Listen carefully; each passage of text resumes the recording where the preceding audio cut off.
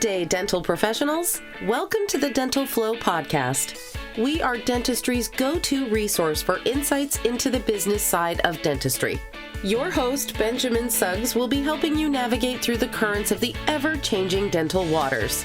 This podcast is packed with innovative practice growth strategies, actionable insights, and expert advice, all tailored to help you elevate your dental practice to the next level. If you're ready to dive in, so are we. Let's get into the flow.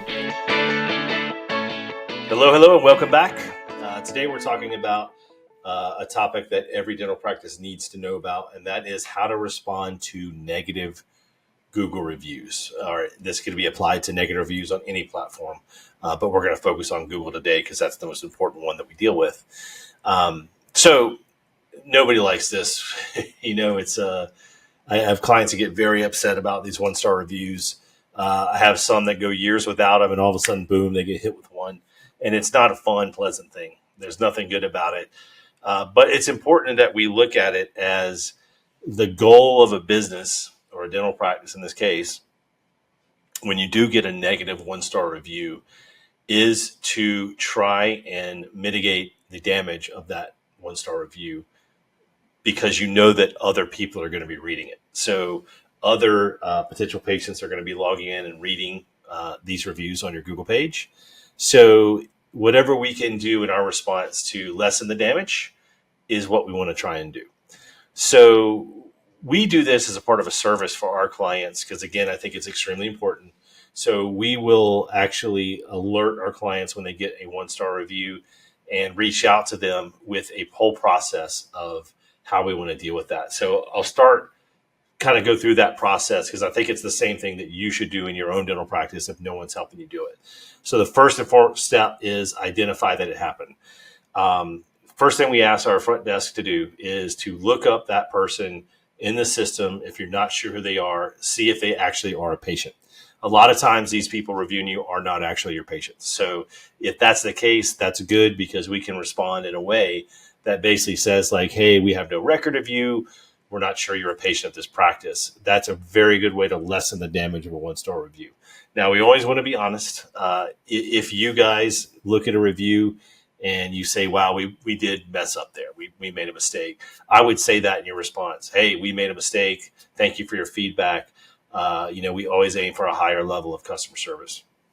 So admit it if you did make a mistake and say that you're going to improve and not do that again.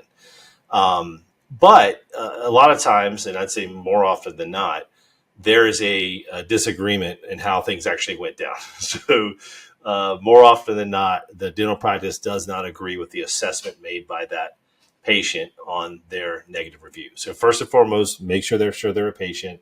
Second, if you did something wrong, admit it and say you're going to try and do better. But third, if you disagree with what they're saying, there's several ways to approach that. So one could be that you just give a very generic, not committing one way or the other, and just say, thank you for your feedback. We always aim to deliver the highest level of patient experience in our practice. Please call us to discuss this matter further. That is the most generic, non-committal thing that you can put up there. The second thing to do would be to say something more aggressive, which would be like, hey, thank you for your feedback. We don't necessarily agree with the way you've described the situation on this platform. Unfortunately, because of HIPAA, we are not allowed to discuss specifics on this forum. Please call us to discuss this further. So that's another way. The third way, though, is a lot of times our clients will give us feedback like, hey, man, this patient was nuts. They were yelling, they were screaming, they were completely, crazy. So we don't want to call them. We don't want to deal with them ever again. So sometimes we'll say something like that, like, hey, we don't fully agree with your assessment of this situation.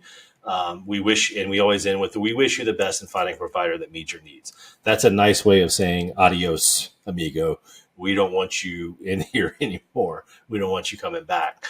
And then we've actually had even further than that, where, we've had clients who just want to flat out say, like, what you're saying here is inaccurate, and be more forceful. So we've done that as well. That's very rare. Like, we usually don't want to get in a tit for tat argument with a one-star reviewer on Google.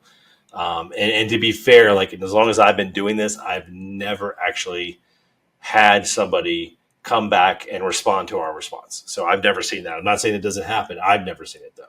And we know that they get some kind of an alert or something that, you've responded to their review, but I've never seen that. So I wouldn't necessarily worry about that. If you do respond strongly to a review, that you're going to get in some kind of back and forth. But you also want to come off, again, our responses are not for that person that gave you the review. The responses are for the next person who's going to read it. We want them to read it and look at it and say, okay, I don't think this is being portrayed honestly by this one-star reviewer. The practice doesn't, and I could see, 800 other 5-star reviews here, so I'm not going to believe this one-star review and what they're saying. Now, if you have a pattern in your one-star reviews, that's an issue, because that's something you probably do. It's a systemic thing you need to address in your practice. If more than one person is saying the same thing, whether it's a payment issue or the front desk is rude or whatever it is, look for those patterns and feedback and deal with it if you have to. But and then just to go back to our levels of how we're going to respond, we've even gone to another level where we had a person, not this client that you're seeing here, but a person said some really liable things about one of our clients in a review. And in that case, we got an attorney involved. And the attorney actually reached out to that person and had them remove that review because what they were saying was outrageous and damaging and just really absurd. So there's all kinds of levels of which you can respond to reviews. And you are going to have to decide when you see it to what level you want to take it. Whether and one thing you don't ever want to come off as is really petty or argumentative or, so you always want to keep it, even when you're strongly responding, in a nice, pleasant tone. We always, even when we're saying something like, we don't agree with you, we always start with, thank you for your review. Thank you for your feedback. So we're starting with that, and then we're giving them kind of like the harsh rebuke about what they wrote. So hopefully this is helpful for you guys. Again, I feel like it's, a lot of clients we work with are like, oh, just don't reply. But I do feel like it's always valuable to give a reply, even if it's just a generic, like, hey, we can't talk about this, call us and we'll discuss it on the phone. It just shows to people reading it that you are attentive to these things and you're not the kind of business or dental practice that's just going to let these problems continue without addressing them at all.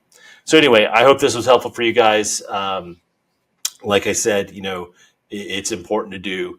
So hopefully this helps you in responding to those negative 1-star reviews. Enjoy the rest of your day, night, or whatever time it is you're listening to this or watching this. Thank you. Thank you for joining us for this Dental Flow podcast episode.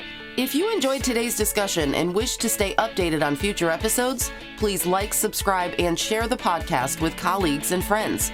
For more insights and discussions on dental marketing, we encourage you to continue riding the Dental Flow wave and tune into the next episode. Keep on smiling, learning, and flowing with the Dental Flow podcast.